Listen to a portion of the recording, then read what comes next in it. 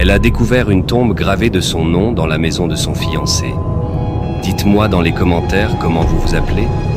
Alia, une jeune femme élégante et aimée dans son village, était en plein préparatif pour son mariage avec Malik, un homme d'affaires prospère et charismatique. Le mariage était attendu par tout le village. Malik était respecté, et Alia, la beauté du village, semblait promise à une vie heureuse et confortable. Quelques jours avant le grand jour, Malik invita Alia à passer la nuit chez lui afin de finaliser les derniers détails. Malgré les réticences de sa tante qui l'avait élevée, Alia accepta, poussée par l'envie de mieux connaître la maison où elle vivrait après leur union. La nuit tombée, Malik la conduisit dans une chambre luxueusement décorée, lui souhaitant une bonne nuit avant de quitter la maison pour régler des affaires importantes.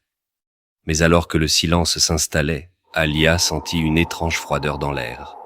Curieuse et légèrement inquiète, elle décida d'explorer la maison, prétextant vouloir se familiariser avec les lieux. En parcourant les couloirs sombres, elle tomba sur une porte verrouillée qu'elle n'avait pas remarquée auparavant. Le cadenas semblait ancien, mais un trousseau de clés laissé sur un guéridon lui permit d'ouvrir la porte.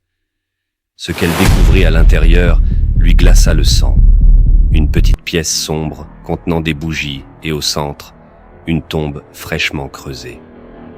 Mais ce qui la terrifia encore plus, c'était la pierre tombale posée à côté, où était gravé son propre nom. Alia Malik, 1998 à 2024. Sous le choc, elle recula, trébuchant contre une boîte en bois qui s'ouvrit, révélant des photos d'elle, prises à son insu, et des objets personnels qu'elle croyait perdus.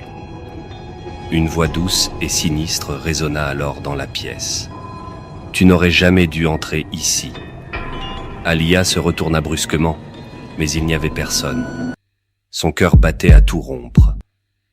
Elle attrapa une des photos et courut hors de la pièce, verrouillant la porte derrière elle. Quand Malik revint plus tard cette nuit-là, elle fit semblant de dormir, trop terrifiée pour le confronter. Le lendemain matin, elle se confia à sa tante, qui lui révéla une rumeur inquiétante. Malik avait été fiancé auparavant, mais ses deux ex-fiancées étaient mortes mystérieusement avant leur mariage. Mais comme il est riche, personne n'a enquêté. Alia, bouleversée, décide d'enquêter davantage. Alors qu'elle fouille dans la maison de Malik pendant qu'il est absent, elle trouve une autre lettre cachée dans un tiroir qui tire son attention. Elle lit, horrifiée.